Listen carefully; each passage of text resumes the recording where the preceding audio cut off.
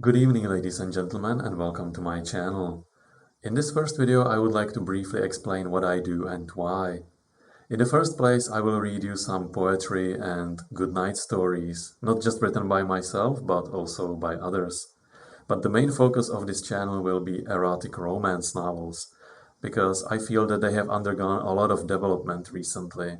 There was a lot of evolution over these old, cheesy, romantic novels from the 30s that were published by Harlequin, and they can have really good and well-made plot and well-developed characters. So I feel like they should be talked about more. And I will start each review by reading maybe a paragraph or two from the book so that you would get the idea of what the writing is like. And then I will review the book based on its setup, its characters, its romance, or even the sexual scenes. So without any further talk, let's go ahead.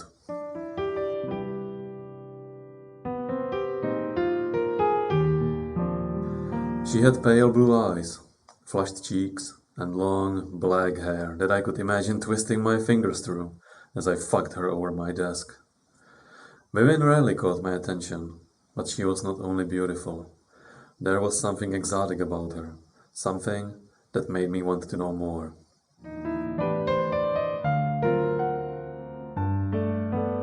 This is a story of Violet King, a young American lady who is really down on her luck. She has lost her job and her boyfriend betrayed her. So she feels like there isn't really point to doing anything, and she just feels like she doesn't want to let any other man get close to her ever again, because she doesn't want to be hurt or betrayed. But she gets this chance to actually move to London for a couple of months and see if she can find this new goal for her life, something new that she can start again. And so she takes up this job as an assistant of a barrister in a law firm. And it's actually Alex Knightley. He's a barrister that works very hard and long hours, but he's very moody and arrogant, and he doesn't want her to really do anything for him because he doesn't want to be distracted. And you can imagine that this is a really perfect setup for a romance, because they will spend a lot of time together and they will definitely get to know each other better. But at the same time, because Violet is there for only a short time, you don't really know what will happen, if they will stay together or if they will just break off.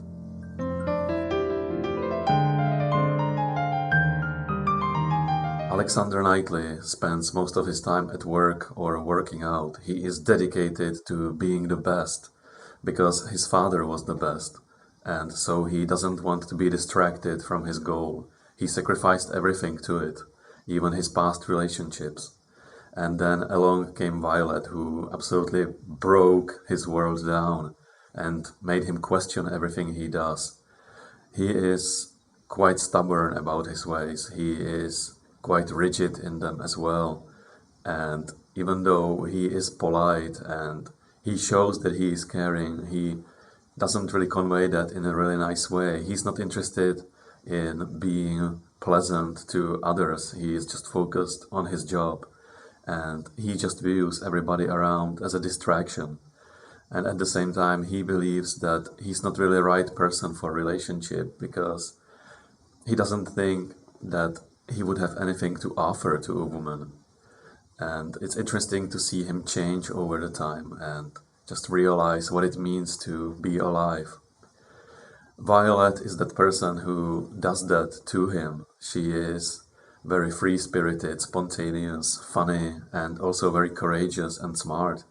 She is an MIT graduate, and she takes her new job very seriously, even going against Alex's wish to stay out of his office. She just sneaks in and she does her job, takes care of the papers. And it's really interesting to see her do that. And she is also praised by others for it, that she is so brave, because everybody is just afraid of Alex. He's rudely polite to people around him. And she isn't afraid of just giving him comebacks to everything he says. and that's really refreshing. The romance is, I would say, very straightforward. They fall for each other instantly, right from the first moment when they meet on a subway train, and they just spend time with each other against their wills because, of course, they have to work with each other. Alex has to provide her with the paperwork that she needs for billing his work, and she just needs to get it out of him because he always refused to cooperate with everybody from the office. And while they are at it, they just let this initial lust for each other just let it out. And after their first sexual encounter, they spend more time with each other. They go to dinner, they go to different events, and they start dating, but at the same time, they consider it as something to just kill time because Violet is in London only for a couple of months, and so they just see it as some spontaneous spending time together, just having fun.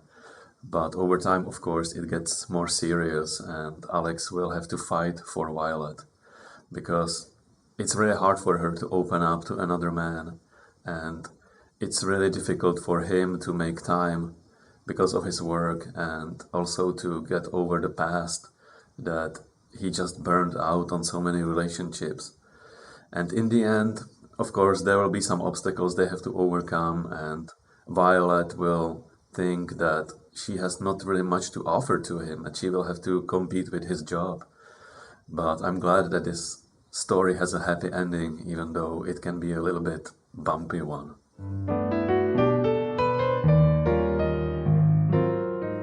I was really looking forward to the sexual scenes in this story because it's an office romance and this office sex is my favorite. So I was really expecting that there will be quite many daring moments, really sexy encounters that they would have in the office or in places like that. But there's only one office sex here.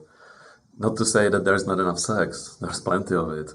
And it's very well written. I listened to an interview with Louise and she admitted that those were really difficult for her to write, but I really couldn't tell just by reading. I mean, even from Alex's point of view, it was very relatable.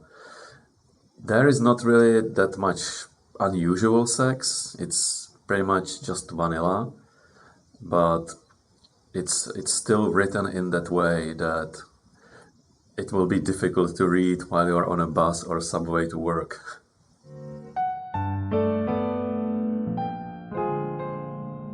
The writing was definitely one of the better examples of this genre, and I especially appreciated the life lessons that it carried through about not overworking ourselves and actually enjoying life, or in Violet's case, to learn to trust other people even though we have been hurt before and take our future seriously.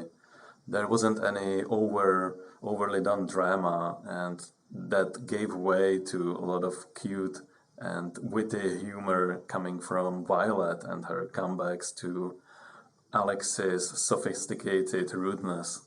The characters were quite believable, and you could tell that this story is a typical opposites attract type of story. And that also created quite many cute moments because they had quite enough differences, but also some things that they could connect over.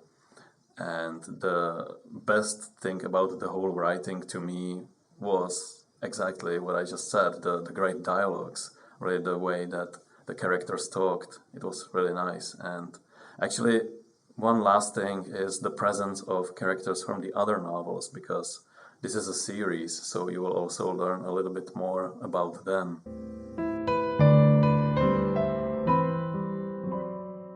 In conclusion, I would recommend this book to anybody who enjoys opposites attract type of story, or office romance, or a really hot sex against the wall.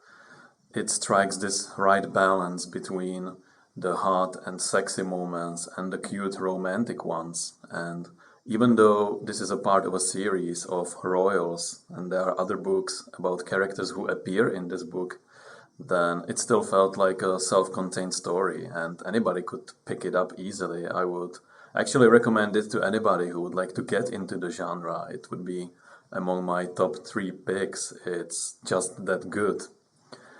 And the best part for me were the intelligent and witty characters, and it was interesting to see them react to situations they weren't really familiar with. And so I really can't recommend this book enough. And this actually concludes my review. I thank you so much for watching, and I'll see you in the next video. Have a great night.